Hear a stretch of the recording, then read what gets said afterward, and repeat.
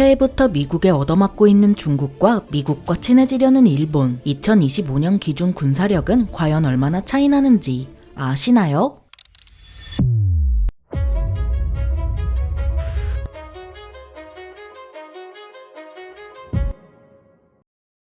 안녕하세요. 지식 스토리입니다. 이번에는 세계를 지배하는 꿈을 꾸는 중국과 주변 나라들 때문에 불안한 일본의 군사력을 비교해보겠습니다. 때려야 뗄 수 없는 관계인 중국과 일본은 과거부터 현재까지 양수기고 앞으로도 그럴 것 같은 사이입니다. 뱀의 해인 2025년에는 아시아에서 가장 강한 중국과 한때 미국을 위협한 일본의 군사력이 얼마나 차이 날까요? 먼저 국력부터 살펴보겠습니다. 인구수 중국 14억 1,500만 명, 일본 1억 2,320만 명, 전시가용 인구수 중국 7억 6,412만 명, 일본 5,297만 명, 석유 생산량 중국 일당 498만 4천 배럴, 일본 일당 8천 배럴, 석유 소비량 중국 일당 1,514만 배럴, 일본 일당 329만 8천 배럴, 석유 매장량 중국 260억 2,300만 배럴, 일본 4,411만 배럴, 화물선 중국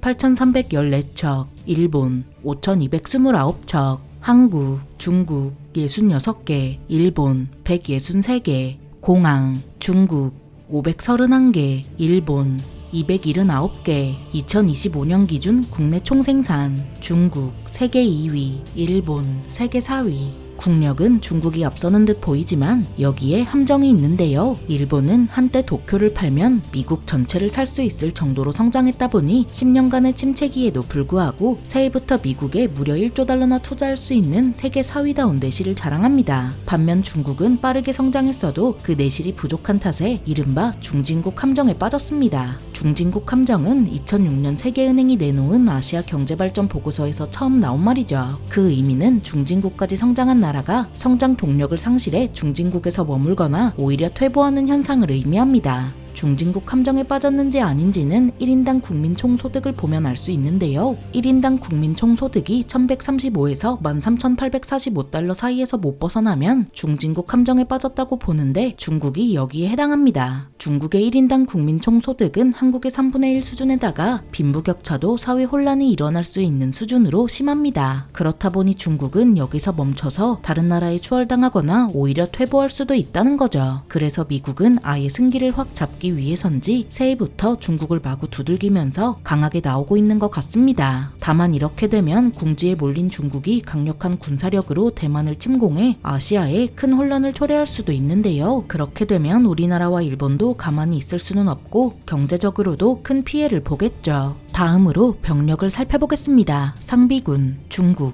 203만 5천 명, 일본 24만 7,100명, 예비군 중국 51만 명, 일본 5만 6천 명. 병력은 중국이 앞서고 수만큼이나 질도 떨어지지 않는데요. 중국과 일본 모두 모병제라서 우리나라처럼 있는 대로 긁어와서 머릿수만 채운 것과는 수준이 차이 날 수밖에 없죠. 그렇다 보니 비슷한 수준이라고 한다면 병력이 더 많은 중국이 유리할 수밖에 없습니다. 아무리 낡은 장비로 싸워도 그 격차가 화승총과 기관총 수준이 아니면 병력은 많으면 많을수록 유리합니다. 러시아가 아무리 못 싸워도 어디선가 병력을 모아와서 전쟁을 계속할 수 있는 것만 봐도 머릿수가 얼마나 중요한지 알 수 있는데요. 만약 러시아가 중국처럼 병력까지 넘쳐났다고 가정하면 우크라이나가 서방의 지원을 받고도 버텼을지 의문이죠. 즉 드론 수보다 사람 수가 많으면 그건 웬만해서는 답이 없다는 겁니다. 다음으로 육상 전력을 살펴보겠습니다. 전차 중국 6,800대, 일본 521대,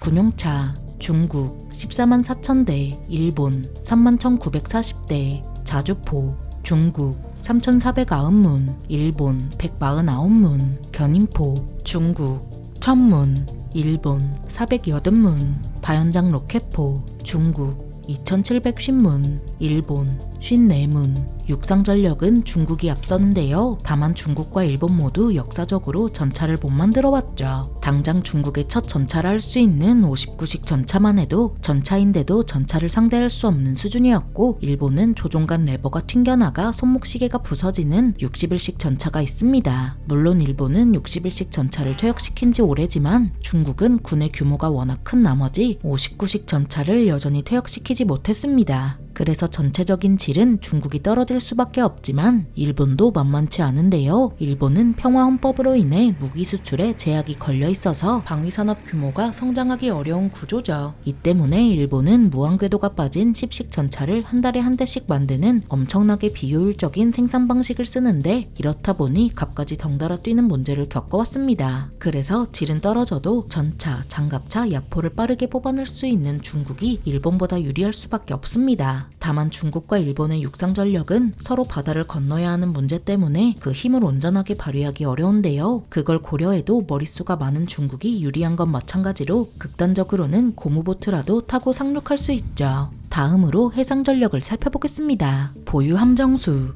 중국 754척, 일본 159척, 항공모함 중국 3척, 일본 2척, 헬기모함 중국 4척, 일본 2척, 구축함 중국 50척, 일본 42척, 호위함 중국 47척, 일본 6척, 초계함 중국 72척, 일본 미보유, 고속정 중국 150척, 일본 6척, 잠수함 중국 61척, 일본 24척, 기뢰부사람과 소해정 중국 36척, 일본 22척. 해상전력은 의외로 비등비등한데요. 중국이 항모 4번함까지 건조할 만큼 해상전력을 빠르게 증강하고 있어서 그런지 일본도 이즈모급을 항모로 고쳐 2척이나 보유하고 있죠. 이즈모급은 F-35를 함재기로 운용할 수 있는 아주 위협적인 전력으로 중국 항모가 함재기에선 밀릴 정도입니다. 중국 항모의 함재기는 제-25로 스텔스기조차 아닌 철진한 기종이라 F-35의 상대로는 역부족입니다. 그래서 중국 해군과 해상자위대가 싸우면 의외로 해상자위대가 유리한데요. 중국도 이걸 모르지 않아서 F-35를 쏙 빼닮은 J-35를 함재기로 개발하고 있죠. J-35가 함재기로 배치되면 중국 해군은 그제야 해상자위대를 넘어 미 해군을 위협할 수 있겠습니다. 중국이 J-35를 배치하고 핵잠수함까지 대동하면 누가 와도 건들지 못하겠는데요. 중국은 전략무기인 핵잠수함을 무려 6척이나 보유하고 있습니다. 그래서 중국이 수틀리면 핵잠수함에서 핵미사일을 쏴서 일본 본토를 공격할 수도 있는데요. 괜히 일본이 미사일 방어에 큰돈을 들이는 게 아니죠. 다음으로 항공전력을 살펴보겠습니다.